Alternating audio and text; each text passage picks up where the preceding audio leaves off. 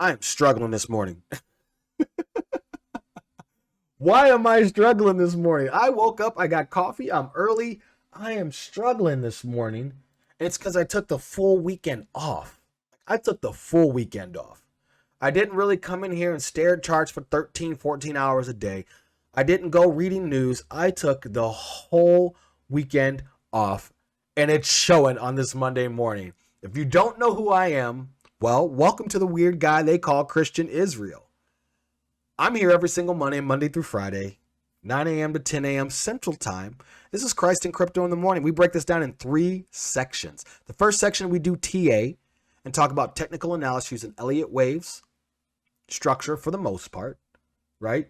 And fib extensions for the most part, outside of regular technical analysis. And then we use the news for the second part. And this is the second part. And today we're going to focus more on XRP and Ripple, and then kind of a little news there and play some clips for you. I don't want to do too much, but let's just jump right in. So I want to talk about real quick, and I'm going to switch screens so I can get my face out of here. Boom.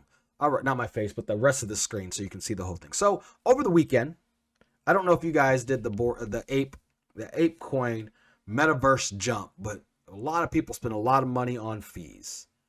And this also came out. It says, this is Cooper Coons. It says, we should all appreciate the irony of Ethereum currently being practically unusable to gas fees. We're talking millions of dollars in fees this weekend. And Solana had another DDoS bot attack. In other words, they both shut down. And my response to this was that NFTs are coming soon. NFTs on the XRP ledger, well, I said is improper, are coming soon. So that is my thought process there.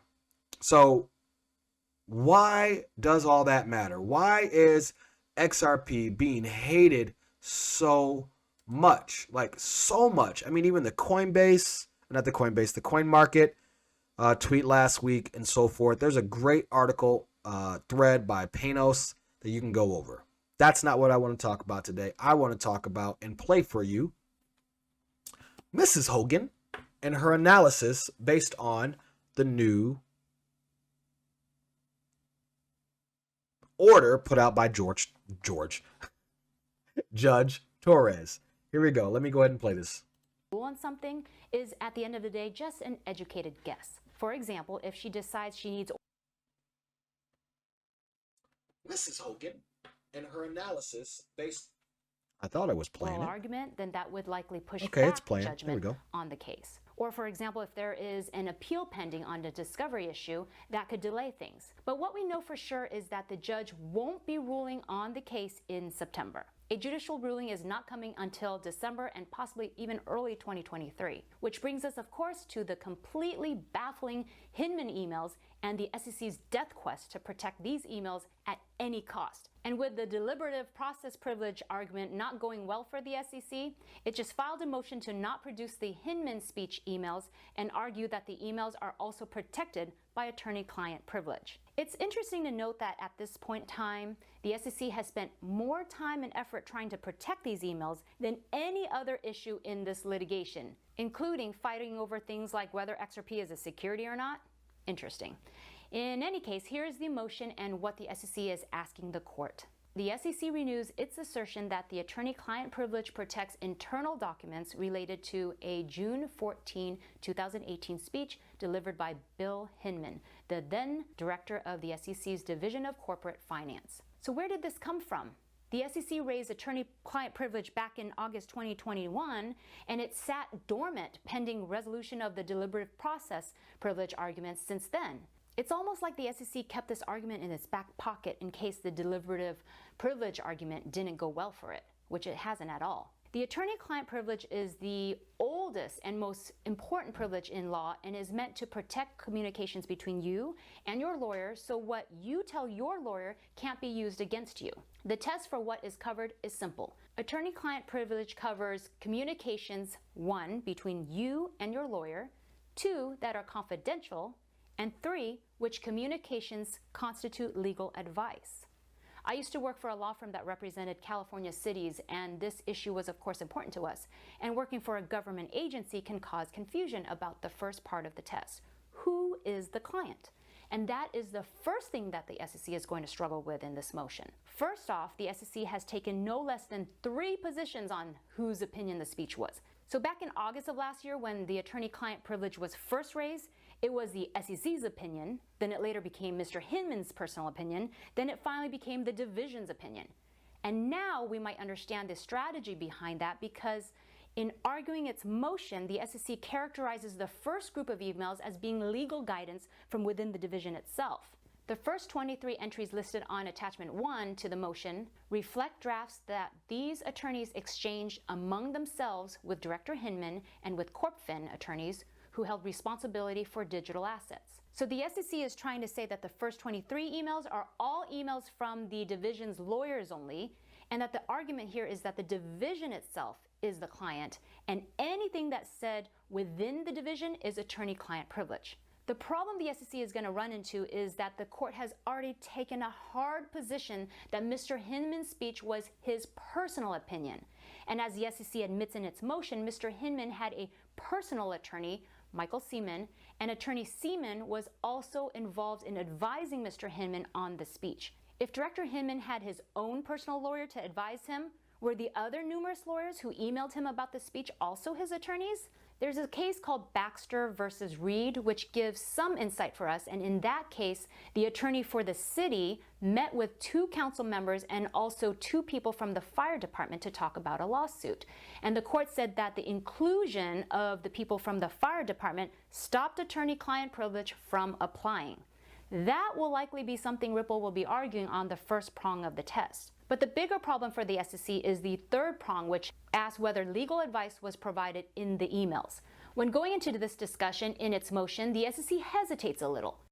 Entries 1 to 23 analyze the application of the securities law to digital assets, a primary legal issue. The exchange of those drafts among CorpFin attorneys allowed them to provide the type of advice that can be rendered only by consulting the legal authorities. That's about as detailed as the SEC gets in arguing that legal advice was given, and that's a problem for its argument, especially in the context that the speech was Hinman's personal opinion. If the email exchanges were simply, "What do you think about this speech?" and the attorneys discuss whether it accurately reflects the application of the Howey test to digital assets, that's not the kind of legal advice covered by attorney-client privilege. The kind of thing in the emails which would make it attorney-client privilege would be, for example, if an attorney told Mr. Hinman he should remove a part of the speech because the SEC rules don't allow him to disclose certain information. That might be attorney-client privilege. But even then, that begs the question, why didn't his personal lawyer give him that legal advice? But I think if the emails are just general discussions about applying Howey to digital assets, that is not attorney-client privilege. The privilege can't be stretched that far. Ripple, on the other hand, will have a difficult time arguing this motion because it doesn't know exactly what is in the emails, because it hasn't seen them, and will have to rely on the judge to apply the law correctly upon review.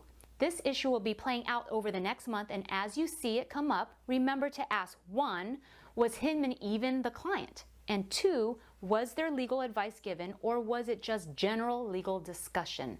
That second question is likely what the decision will hinge on. As always, thanks for watching, and yes, Mr. Crown for XRP on Twitter.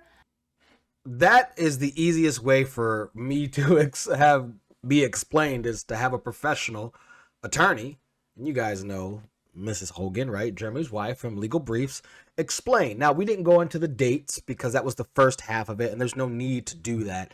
Basically, they think that this is going to be over before December, right before Christmas. At the latest, January 2023. All depends on how long it takes her to go over the arguments and if they need oral arguments. Okay? We know that.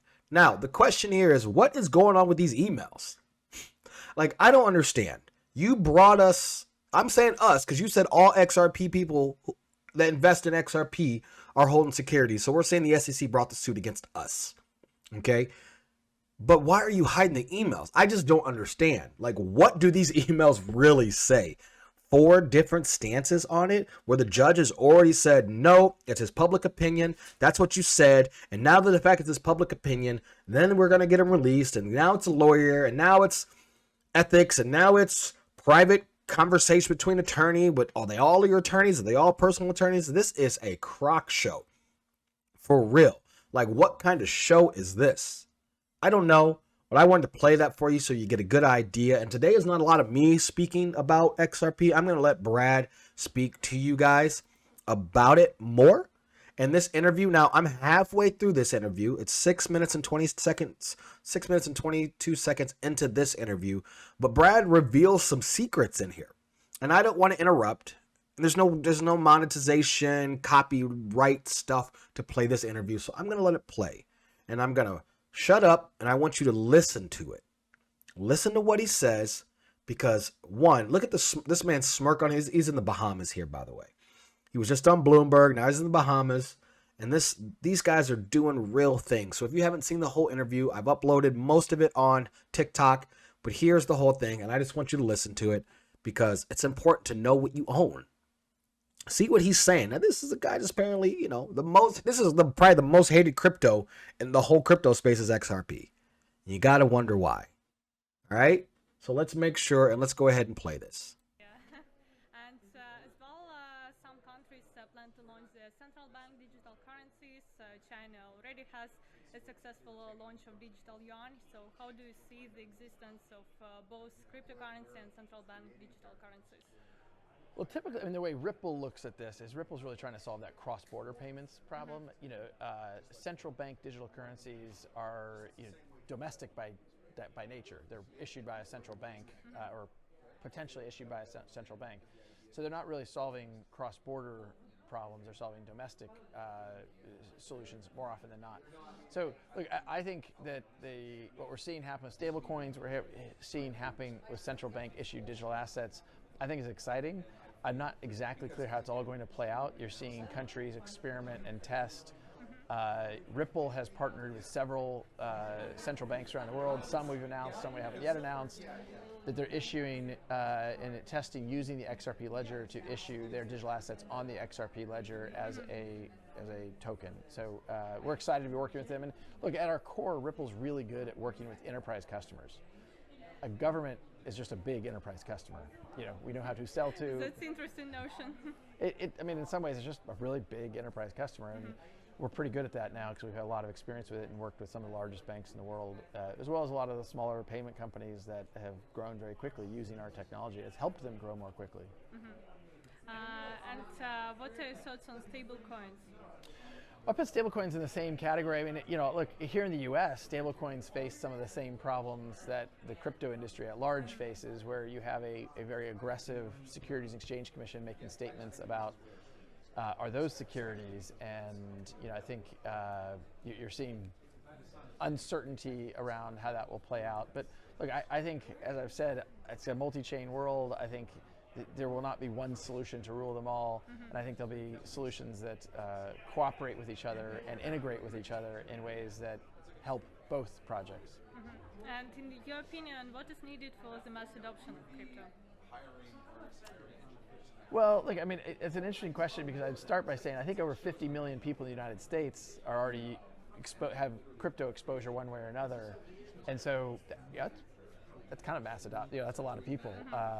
Now, do I think that is? I think a lot more people will be participating in the crypto markets in 5 more years. So I think things like NFTs have opened up exposure to new customer segments. I also think a lot of this will be in non-G20 markets where you don't have strong currencies like the dollar or euro or yen or pound. And if you are, I'll pick on the Zimbabwe dollar. This is a currency that the central government has kind of lost control of a couple of times in history. And I think you may see that digital assets enter consumer use cases more prevalently or more actively in markets where you don't have strong domestic currency. And what are your thoughts about DeFi? And does Ripple do something in that space? I was asked on stage in Puerto Rico about DeFi, and I think my response was confused. I would maybe expand that to just say I'm excited and confused. There's no doubt in my mind that decentralized finance applications, there's some very compelling ones. To some degree, DeFi means different things to different people. The only thing I would caution against, sometimes people talk about DeFi in a way that there are some certain foundational regulatory frameworks that matter globally, and it doesn't matter for the United States or in Europe and Asia. Government regulators care about something called KYC, know your customer. And when you talk about true DeFi and you have anonymous transactions and decentralized autonomous organizations that don't have KYC-able owners, if you will, or principals, I think it makes it very hard for those entities to integrate and partner and participate in the traditionally defined financial system. So I think it's to be determined how that all plays out. But now we see as well big DeFi players launching somehow DeFi for institutionals with this KYC and whitelist. We shall see how it plays out. Yeah, and can you share something about your portfolio? What other coins except Ripple, XRP do you have? I keep that to myself mostly. I mean, I am involved in kind of index of various other leading cryptos, but I don't do it, even in the stock market. I don't do a lot of individual stock picks for the same reason. But so, do you still invest into stocks, or are you all into crypto? I would say about 90% of my personal net worth is in crypto. Yeah, that's cool. Yeah. And can you share some plans for the development of Ripple? Any Sure. new exciting partnerships? Sure. Maybe if you don't mind, last question, I'll touch on this and then we'll wrap up. But look, I think for Ripple, one of the things I have talked about a little bit publicly is that I was exposed, very fortunately, to Amazon in the very earliest days. I met Jeff Bezos in 1996.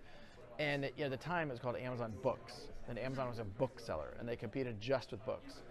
In some ways, I think about what Amazon was to books as Ripple is to cross-border payments. Mm-hmm. Blockchain technologies can solve and reduce friction of transactions in lots of industries and lots of use cases. Ripple started with cross-border transactions because we felt like the correspondent bank could be disintermediated and improve speed, improve cost, and reduce errors.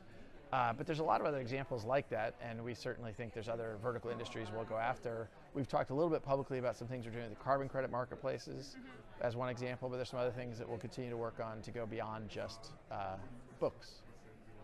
Okay, great. We'll follow more updates from Ripple and from you. Thank you for such interesting conversation. Thank you for having me.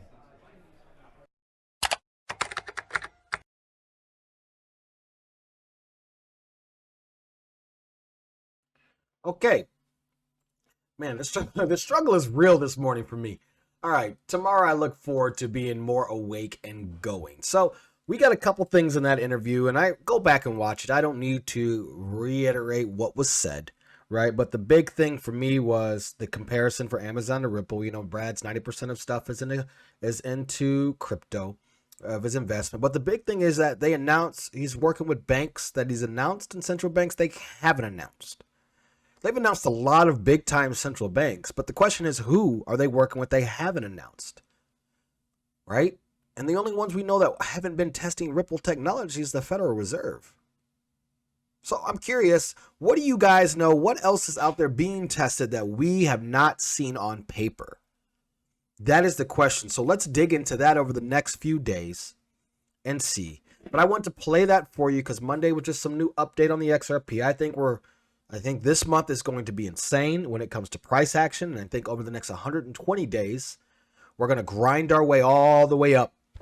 And this is going to be done here in the next, 5 months. So that is my outlook. I hope you enjoyed this section where we saw Mrs. Hogan speak, and Brad speak at the conference here. By the way, don't forget this.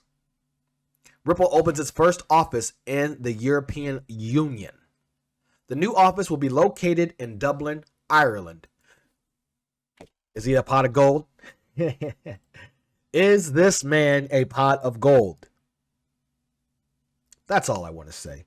Know what you own. Know what you own. Know what you own.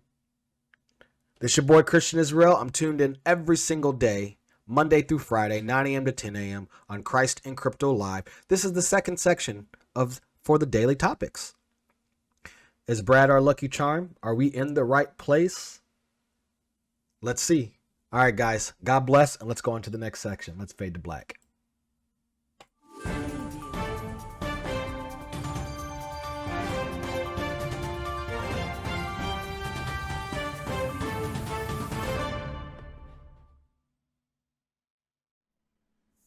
Hey guys, thanks for watching. Please make sure you like, subscribe, share this video, subscribe to this channel, and do the thing that people do on social media. At Twitter, at TikTok, New Creation Capital. Let us know, guys. Thanks so much. I hope you guys have a great day. Later, guys.